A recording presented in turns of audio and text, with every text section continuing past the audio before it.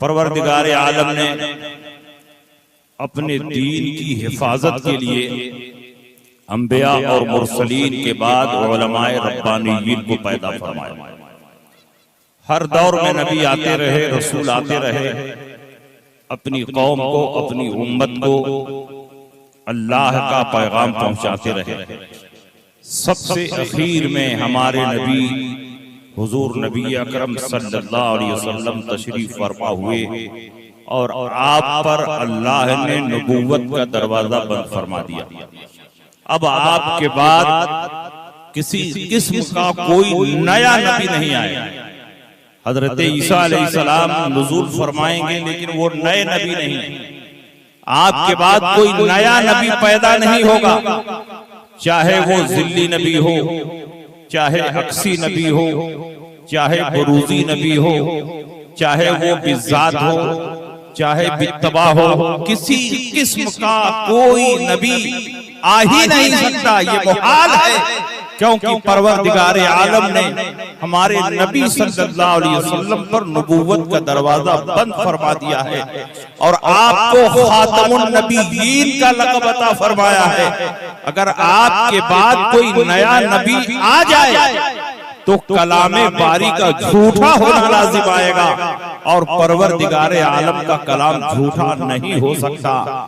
इसलिए परवरदिगार आलम ने हमारे नबी के बाद उलमा को उनका नायब बनाकर इस दुनिया में पैदा फरमाया कि जो काम अंबियाए किराम अपने अपने जमानों में करते रहे, अब वही काम उलमाए रब्बानीयीन करेंगे। उम्मत की इस्लाह उलमाए रब्बानीयीन करेंगे, अकीदे की इस्लाह उलमाए रब्बानीयीन करेंगे, बातिल की सरकोबी उलमाए रब्बानीयीन करेंगे, तौहीद का पैगाम उलमाए रब्बानीयीन लोगों को सुनाएंगे और रिसालत का पैगाम गली गली कूचे कूचे में उलमाए रब्बानीयीन पहुंचाएंगे। हर दौर में उलमाए रब्बानीयीन आते रहे और उलमाए रब्बानीयीन के अलावा परवरदिगार आलम ने हर सदी के इख्तिताम पर एक मुजद्दिद को भी पैदा फरमाया जो उम्मत मोहम्मदिया के लिए दीन की तजदीद करे। सबसे पहले मुजद्दिद हजरत उमर बिन अब्दुल अजीज रज़ी अल्लाह ताला अन्हु है। उन्होंने अपने दौर में बेशुमार बातिल चीजों को मिटाया और बिदअतों को मिटाकर सुन्नतों को आम किया।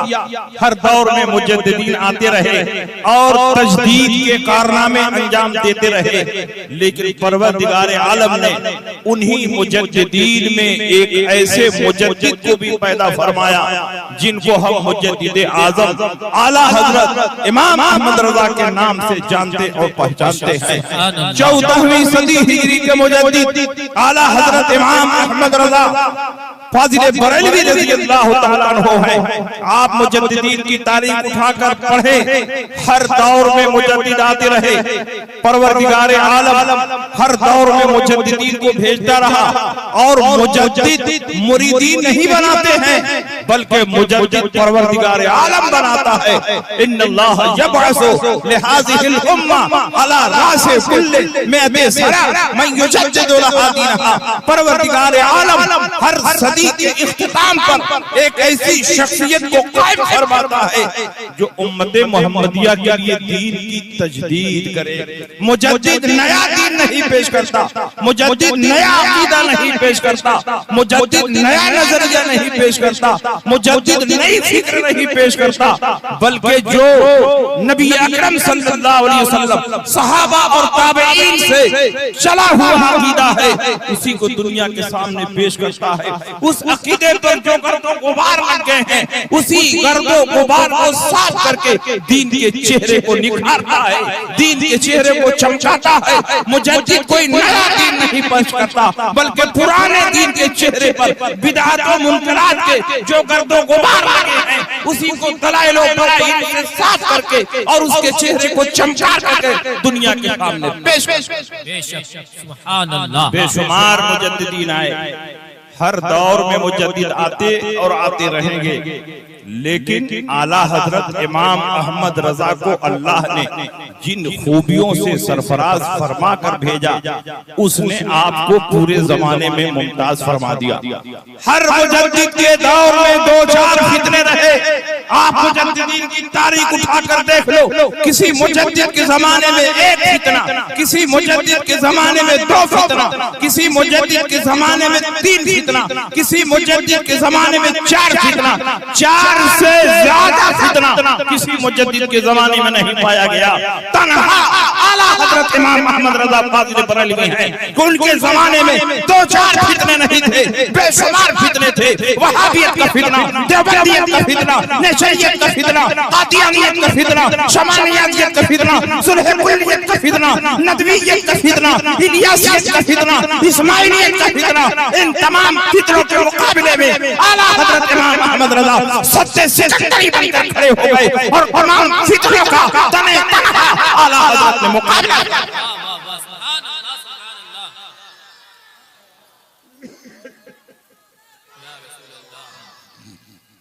जिंदाबाद। और याद रखिए, आज मसलके आला हजरत की बहुत मुखालफत हो रही है, लेकिन मसलके आला हजरत की मुखालफत से न आला हजरत का कुछ बिगड़ने वाला है, न मसलके आला हजरत को कुछ बिगड़ने वाला है। पूरी दुनिया में मसलके आला हजरत का परचम लहरा रहा है, एशिया से लेकर अमेरिका तक और बर्तानिया से लेकर अफ्रीका तक, दुनिया के जिस खित्ते में चले जाओ, हर जगह आला हजरत का कलाम भी पढ़ा जा रहा है, आला हजरत का सलाम भी पढ़ा जा रहा है, और मसलके आला हजरत का परचम लहरा रहा है। बेशक हक है, सुभान अल्लाह। मैं तो दुनिया के बहुत सारे मुल्कों में गया, 12, 15, 17 मुल्कों में गए, हॉलैंड से लेकर Germany, France, Belgium, Luxembourg, south Africa, Zimbabwe, मिस्र, तुर्की, मलावी और भी उसके अलावा गल्फ कंट्री में बहुत सारे मुल्कों में गए। लेकिन अल्हम्दुलिल्लाह बिला मुबालगा जहां जहां खुशअकीदा सुन्नी मुसलमान मौजूद हैं, वहां वहां आला हजरत का सलाम भी पढ़ा जा रहा है और आला हजरत का कलाम भी। साउथ अफ्रीका में इंग्लिश बोली जाती है, हॉलैंड में जिसको नेदरलैंड भी कहते हैं, वहां डच बोला जाता है। लेकिन दोनों मुल्कों में मैंने देखा बड़े बूढ़े लोग जो उर्दू नहीं जानते हैं, लेकिन आला हजरत से इतनी गहरी अकीदत है, इतनी गहरी अकीदत है कि छोटी छोटी महफिलें जो होती हैं, वहां नाथा तो होते नहीं, घंटों नाथखानी हो, थोड़ी देर की महफिल होती है, 10-20 मिनट की तकरीर हो जाती है। वहां के बड़े बूढ़े लोग डच में आला हजरत का कलाम लिखकर, इंग्लिश में आला हजरत का कलाम लिखकर गुनगुनाते हैं। लबो लहजा नहीं है, अंदाज नहीं है, आवाज नहीं है, लेकिन आला हजरत से ऐसी सच्ची अकीदत और मोहब्बत है कि वो खड़े होते हैं तो किसी और का कलाम नहीं पढ़ते, बल्कि आला हजरत का कलाम। सुभान अल्लाह। ये आला हजरत की मकबूलियत की दलील नहीं है तो क्या? दुनिया के हर हिस्से में इस वक्त आला हजरत पर रिसर्च हो रही है, आला हजरत पर तहकीक हो रही है, आला हजरत पर पीएचडी हो रही है, आला हजरत पर थीसिस लिखी जा रही है। तो आला हजरत इमाम अहमद रजा फाजिल बरेलवी का मसलक, अल्लाह रसूल ने जो पसंद फरमाया है वो मसलक, आला हजरत इमाम अहमद रजा का मसलक कोई नया मसलक नहीं, सहाबा के मसलक का नाम मसलक के आला हजरत है, ताबईन के मसलक का नाम मसलक के आला हजरत है, औलियाए कामिलीन के मसलक का नाम मसलक के आला हजरत है। इमाम आज़म अबू हनीफा ने जो नजरिया दुनिया के सामने पेश किया, उसी का नाम मसलक के आला हजरत है। इमाम शाफी रहमतुल्लाह अलैह ने जो फिक्र दुनिया के सामने पेश की, उसी फिक्र का नाम मसलक के आला हजरत है। हजरत मालिक रहमतुल्लाह अल्लाह ताला ने इसको मोहब्बत का जो मिजाज पेश किया उसी का नाम मसलक आला हजरत है। इमाम अहमद इब्न हंबल ने दीन की सरबलंदी के लिए और मसलक की हिफाजत के लिए जो कुर्बानियां पेश की उन्हीं कुर्बानियों का नाम मसलक आला हजरत है। मसलक आला हजरत कोई नया मसलक नहीं, गौस व ख्वाजा के मसलक का नाम मसलक आला हजरत। बेशक हक है, सुभान अल्लाह सुभान अल्लाह। आला हजरत की मुखालफत करने से न आला हजरत का बिगड़ने वाला है, न मसलक आला हजरत का बिगड़ने वाला। जिन खानकाहों ने आला हजरत की मुखालफत की वो खानकाहें आज मिट चुकी हैं।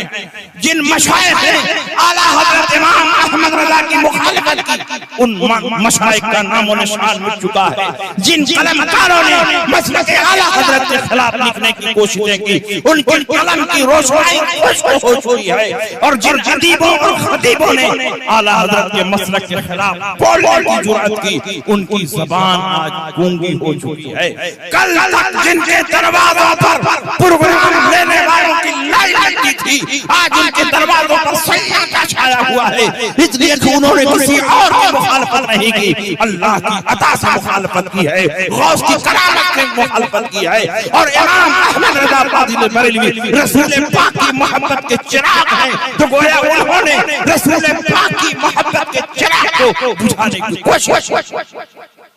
इसलिए आला हजरत इमाम अहमद रजा का मसलक पूरी दुनिया में छाता जाए।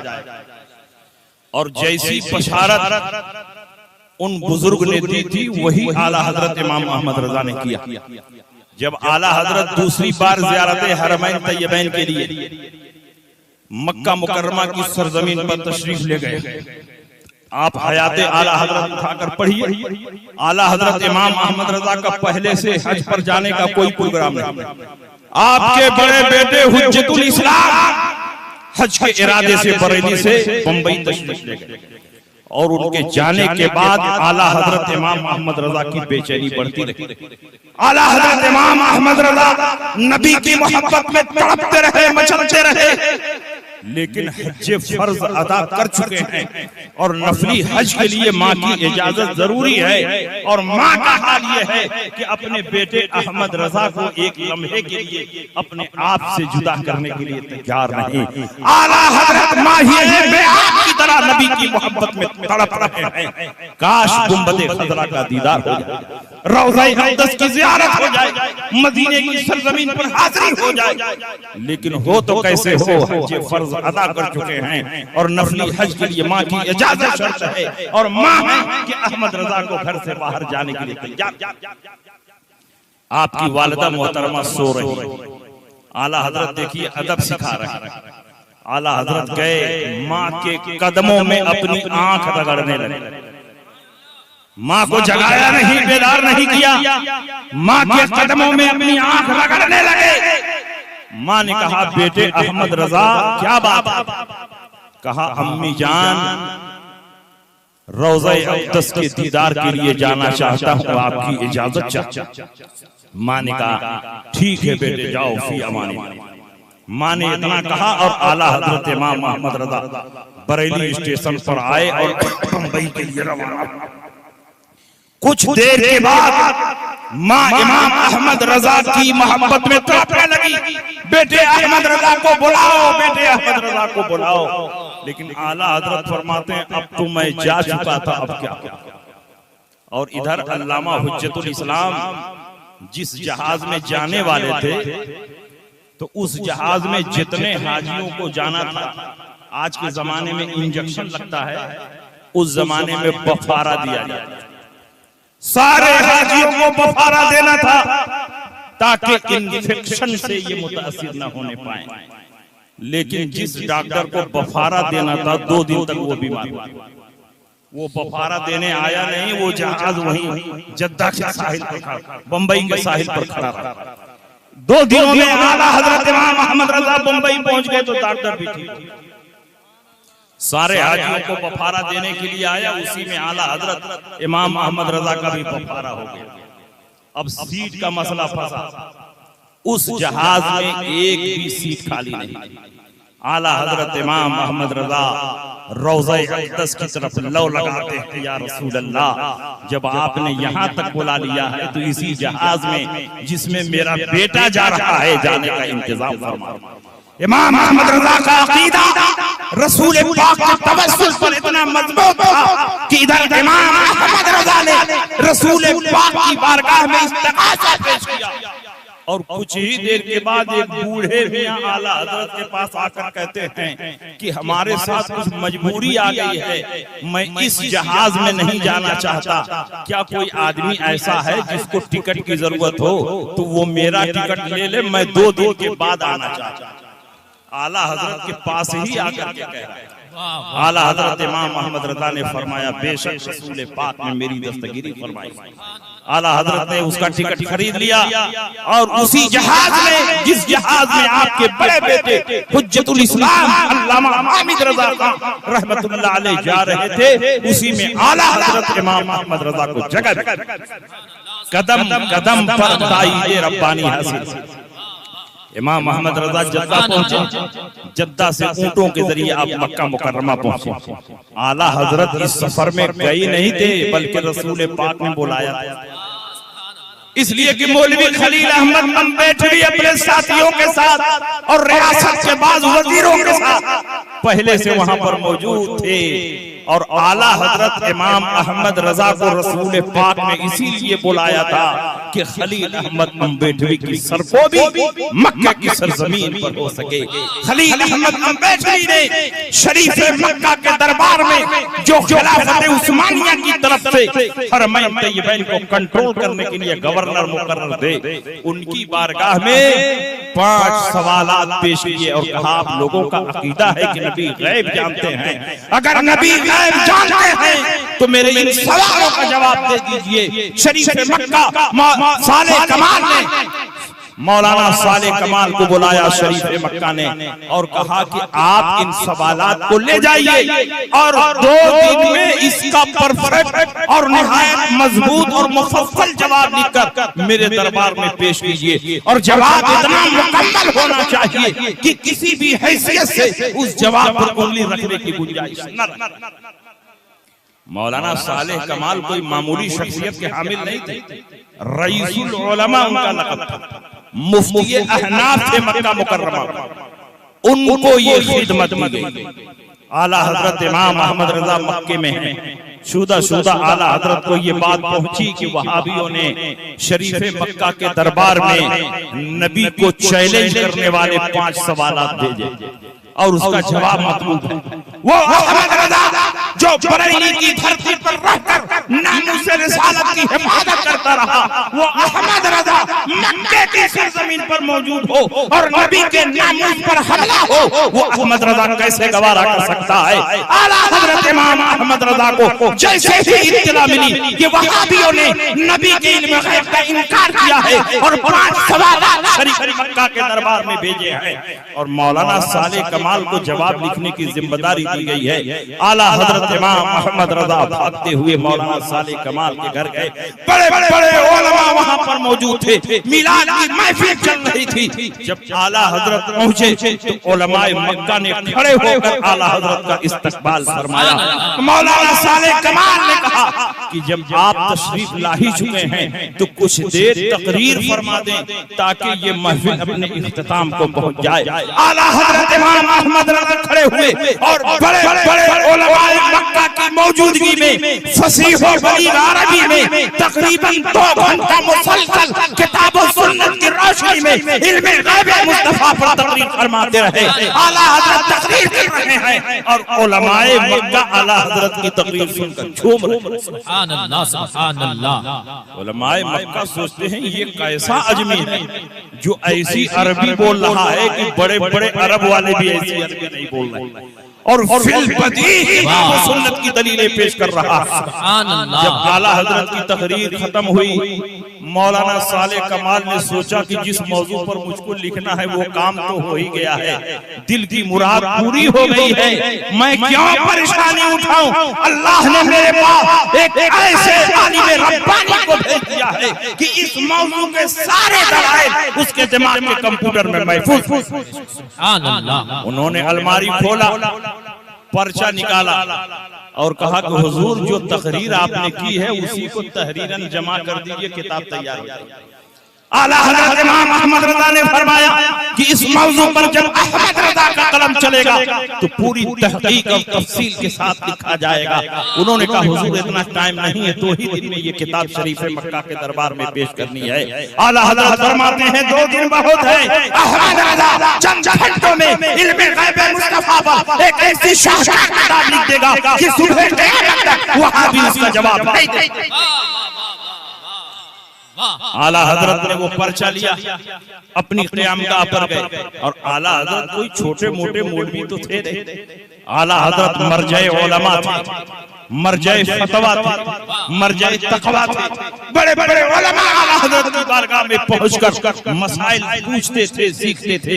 कोई हदीस की इजाजत ले रहा है, कोई फिक्र की इजाजत ले रहा है, कोई मसाइल पूछ रहा है, कोई दुआ ताबीज के लिए हाजिर है। आला हजरत के पास हर वक्त भीड़ लगी रहती थी। कब आला हजरत को फुर्सत मिले कि आला हजरत इल्म गैब मुस्तफा पर किताब लिखें, और उसी में आला हजरत को शदीद बुखार। मगर रसूलुल्लाह का ये आशिक उसी बुखार के आलम में अल्लाह के फजल करम पर भरोसा करके किताब लिखना शुरू कर देता।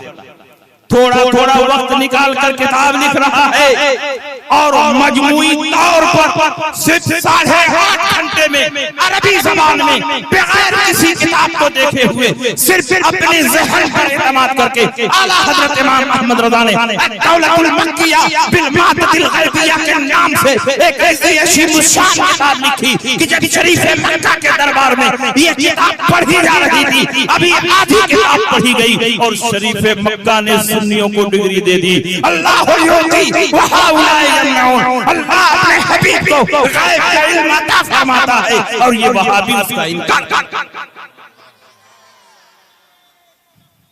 अल्लाह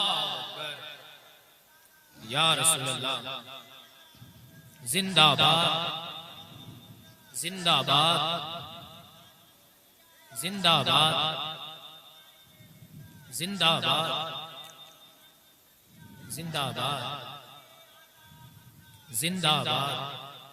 आप जरा अंदाजा लगाएं, हम लोग एक मजमून लिखते हैं 1 सफ़े 2 सफ़े का, 10 मरतबा किताब देखते हैं, 10 मरतबा उसी इबारत को देखना पड़ता है, मिलाना पड़ता है, सही नकल किया कि नहीं। यहाँ आला हजरत ने पूरी मोटी किताब लिख दी, न कुरान खोलकर देखा, न किसी आयत की तफसीर देखी, न बुखारी देखी, न मुस्लिम देखी, न तिरमिजी देखी, न अबू दाऊद देखी, कोई किताब आला हजरत के सामने नहीं थी। अरे किताब की जरूरत उसको हो जिसको इबारतें याद ना हो। यहाँ इमाम अहमद रज़ा अपने दिमाग में सिर्फ किताब नहीं, लाखों किताबों की इबारतें लेकर बैठे हैं। जिस मौजू पर चाहे इमाम अहमद रज़ा किताब देखते हुए अजीम शान किताब लिखते। सुभान अल्लाह, सुभान अल्लाह। आला हजरत ने पूरी किताब लिख दी और कोई किताब सामने नहीं रखी। जब आला हजरत की इल्म की धूम मक्का मुकर्रमा में मचने लगी और ये वहाबी दुम दमाकर भागने लगे जो इल्म गैब के मौजू पर आला हजरत इमाम अहमद रज़ा को चैलेंज कर रहे थे। अब मक्के की गलियों में चेहरा छुपा छुपा कर घूम रहे हैं, लड़के उनका मजाक उड़ा रहे हैं, मक्का के उलमा उनकी तस्दीक कर रहे हैं। आला हजरत ने अपने इल्म के ऐसे अनवार पेश किए कि पूरे मक्के में आला हजरत की इल्म की रोशनी फैल गई। आला हजरत जब दौलतुल मक्किया लेकर बंबई आए, पानी के जहाज से गए थे, पानी के जहाज से वापिस आए, आला हजरत इमाम अहमद रज़ा से पूछा गया कि आपने कैसे इतनी अजीम शान किताब लिख दी और किसी किताब को आपने सामने नहीं रखा, बगैर किसी किताब को देखे हुए इतनी अजीम शान किताब, वो भी अरबी ज़बान में लिख देना, ये कैसे मुमकिन हुआ? आला हज़रत इमाम अहमद रज़ा फरमाते हैं इसमें मेरा कमाल नहीं, इसमें गौसे पाक का कमाल है। जब मैं किताब लिख रहा था ऐसा महसूस हो रहा था कि गौसे पाक की रूहानियत मेरे पुश्त पर सवार है। क्या जबे जिस पे हिमायत का हो पंजा तेरा, शेर को खतरे में लाता नहीं कुत्ता तेरा। जब मैं किताब लिख रहा था तो गौसे पाक मेरी रहनुमाई फरमा रहे थे, गौसे पाक की रूहानियत मेरी रहनुमाई फरमा रही थी। अहमद रज़ा इस आयत को भी लिखो, इस हदीस को भी लिखो, इस दलील को भी लिखो। गौसे पाक बताते जा रहे हैं और अहमद रजा का कलम चलता जा रहा है। अद-दौलतुल मक्किया सिर्फ अहमद रजा की किताब नहीं, गौसे पाक की जिंदा करामत है। जिस तरह नबियों के मौजज़ात का मुकाबला नहीं हो सकता, उसी तरह वलियों की करामत का मुकाबला नहीं हो सकता। इसलिए कल भी ये किताब लाजवाब थी और आज भी ये किताब लाजवाब है और सुबह क़यामत तक लाजवाब। बेशक सुभान अल्लाह, हक है। आप अंदाजा लगा, आला हजरत ने तकरीबन 1000 किताबें अलग अलग मौज़ूआत पर तसनीफ फरमाई और आला हजरत इमाम अहमद रजा ने 1 लाख से ज्यादा फतावे तहरीर फरमाए। अगर औसतन देखा जाए तो रोजाना आला हजरत 56-57 सफ़हात रोजाना लिख रहे हैं पूरी जिंदगी में। आला हजरत इमाम अहमद रजा को अल्लाह ने वो इल्म अता फरमाया, वो इल्म अता फरमाया कि उलमाए मक्का में बाज़ हजरात ने जब आला हजरत की बाज़ किताबों का मुताला किया तो इल्म की गहराई और दलाइल की कसरत को देखकर बरजस्ता उन्होंने कहा, वल्लाहि लौ रआहा अबू हनीफा अन्नुमान लअक़र्रत ऐना वलजअलहु मिन जुमरतिल असहाब। खुदा की कसम, आज अगर इमाम आज़म अबू हनीफा जिंदा होते और आला हजरत की तहकीकात को देखते तो आला हजरत को अपने शागिर्दों में जगह। इमाम अबू यूसुफ के बगल में बैठा था, इमाम मोहम्मद के बगल में बैठा था, इमाम ज़ुफर के बगल में बैठा थे, इमाम हसन शैबानी के बगल में बैठा थे। ये आला हजरत इमाम अहमद रजा का मकाम। और आला हजरत तो आला हजरत हैं। आला हजरत के शहजादे हुजूर मुफ्ती आजम हैं, वो भी फजलो कमाल में इतना बुलंद दर्जा रखते थे कि अपने दौर के सारे उलमा, फुक़हा और सारे मुफ्तियों और मुहद्दिसों के इमाम थे। उस दौर में बड़े बड़े मसाइल जो पैदा होते और उलमा के दरमियान हल नहीं हो पाते, वो मसाइल हुजूर मुफ्ती आज़म की खिदमत में पहुंचते थे और हुजूर मुफ्ती आज़म जो फतवा सादिर फरमाते थे पूरे हिंदुस्तान के उलमा उसको तस्लीम करते। सुभान अल्लाह, बेशुमार फतावे हुजूर मुफ्ती आज़म हिंद ने तहरीर फरमाई, बहुत सी किताबें हुजूर मुफ्ती आज़म हिंद ने तस्नीफ फरमाई, जबकि मुफ्ती आज़म हिंद का ज्यादातर वक्त दुआ तावीज़ में गुजरा। 18 घंटा 19 घंटा तक नमाज के औकात के अलावा हुजूर मुफ्ती आज़म हिंद बैठकर हाजतमंदों की हाजत रवाई और मुश्किल कुशाई फरमाई। कहां से लोग परेशान हाल हुजूर मुफ्ती आज़म की खिदमत में तावीज़ के लिए हाजिर होते और हुजूर मुफ्ती आज़म के चेहरे पर न कराहत आती न गुस्सा आता, चुपचाप इनकी हाजत रवाई और मुश्किल कुशाई फरमाते। अगर हुजूर मुफ्ती आज़म ने तावीज़ और दुआ के औकात को भी तसनीफ व तालीफ में इस्तेमाल फरमाया होता तो खुदा की कसम मैं कहता हूं हुजूर मुफ्ती आज़म हिंद के फतवों की तादाद भी फतावा रिज़विया से कम नहीं हुई। मगर जो कुछ हुजूर मुफ्ती आज़म ने लिखा वो भी इतना ज्यादा है कि उस दौर के बड़े बड़े उलमा जो सिर्फ तसनीफ व तालीफ पर मामूर थे वो भी उतना काम न कर सकते। और विलायत व बुजुर्गी में हुजूर मुफ्ती आज़म का मकाम इतना ऊंचा था कि आपकी बारगाह में जो लोग बैठते थे बसा औकात उनके दिलों के हाल पर हुजूर मुफ्ती आज़म मुत्तला होता। कष्ट की ताकत इतनी बढ़ी हुई थी कि आखिर दौर में हुजूर मुफ्ती आज़म की बारगाह में बहुत सारे मुरीदी जो दिल में सोचते थे हुजूर मुफ्ती आज़म फौरन उसको करके दे देते। एक मर्तबा हुजूर मुफ्ती आज़म हिंद अलैहि रहमतु व रिज़वान, हुजूर मुफ्ती आज़म के कश्फ की कुव्वत देखिए। आज झगड़ा खड़ा है कि नबी गैब जानते हैं कि नहीं। अरे नबी के गैब पर बाद में बहस करना, नबी के गुलामों को अल्लाह ने नबी के सदक़े में गैब का इल्म अता फरमाया है, जब चाहते हैं दिलों के हाल पर मुत्तले। हुजूर मुफ्ती आज़म दिल्ली तशरीफ ले गए और हजरत निजामुद्दीन औलिया के दरबार में फातिहा पढ़ने गए। हजरत निजामुद्दीन औलिया के दरबार में गए। जब हजरत निजामुद्दीन औलिया के दरबार में मज़ार में जाएंगे तो रास्ते में तबलीगी जमात का सेंटर पड़ेगा, तबलीगी जमात का मरकज, उसके सामने ही से गुजर करके आप मज़ार पर जाएंगे और उस मरकज में नीचे ऊपर बहुत सारे कमरे बने हैं और फार्मी मुर्गी की तरह ये तबलीगी उसमें भरे रहते हैं। एक जमात निकलती नहीं है कि 10 जमात उसमें घुस जाती है। अल्लाह जाने कैसे सोते हैं, कैसे रहते हैं। 3 अमीर छत से हुजूर मुफ्ती आजम हिंद को देख रहे हैं। हुजूर मुफ्ती आजम के सर पर अमामा है, हाथ में असा है, चेहरा झुकाए हुए हैं, चेहरे से नूरानियत बरस रही है। चंद मुरीदीन के साथ हजरत निजामुद्दीन औलिया के दरबार में जा रहे हैं। इन तीनों अमीरों ने देखा कि ये लगता है कोई बरेलवी आलिम है, तो इन्होंने कहा कि चलो नीचे चलते हैं, जरा इनके इल्म का इम्तिहान लेते हैं, देखें कितने पानी में। वो तीनों अमीर नीचे आए और इधर हुजूर मुफ्ती आजम हिंद दरबारे निजामुद्दीन औलिया में फातिहा पढ़ने चले। उन तीनों अमीरों में से एक अमीर वो था जिसने अपनी बीवी की मोहब्बत में माँ को धक्के मार कर गिरा दिया और माँ बेचारी जख्मी हो गई। एक अमीर वो था जिसने यतीम का नाहक माल गस्ब कर लिया। एक अमीर वो था जिसने अपनी नौकरानी के साथ मुंह काला किया। ये सारी बातें घर की चहारदीवारी में हुई थी, बाहर के लोग नहीं जानते थे। ये तीनों अमीर हुजूर मुफ्ती आजम हिंद की बारगाह में पहुंचे ताकि मुफ्ती आजम के इल्म को फीते से नापा जाए कितने पानी। हुजूर मुफ्ती आजम जब फातिहा पढ़कर फारिग हुए, तीनों ने कहा कि हजरत कहां से आए? कहा बरेली शरीफ से। कहा बरेली ही में तो मौलाना अहमद रजा भी रहते। आपने फरमाया मैं मौलाना अहमद रजा का बेटा, मौलाना अहमद रजा मेरे पापा। सुभान अल्लाह। आप मौलाना अहमद रजा के बेटे हैं, तब तो आपका अकीदा होगा कि हुजूर गैब जानते हैं। कहा सिर्फ मेरा ही अकीदा नहीं है, बल्कि तमाम सहाबा का यही अकीदा है, ताबईन का यही अकीदा है, चारों इमामों का यही अकीदा है, और 1400 साल से पूरी उम्मत मोहम्मदिया का यही अकीदा मनकूल और मुतवारिस होता चला आ रहा है कि अल्लाह की अता से नबी गैब जानते हैं।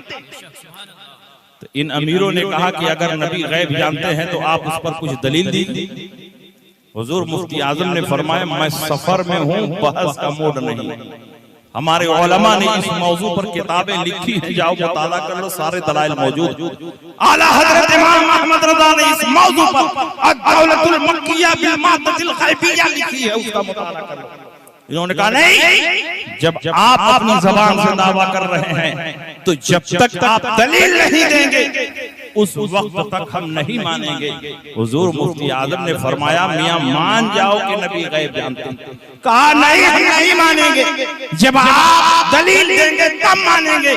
आप आयतें पेश कीजिए, हदीसें पेश कीजिए, दलीलें पेश कीजिए। हुजूर मुफ्ती आजम ने फरमाया मान जाओ कि नबी गैब जानते हैं। कहा नहीं मानेंगे। हुजूर मुफ्ती आजम को जलाल आया और उसी जलाल के आलम में आपने एक अमीर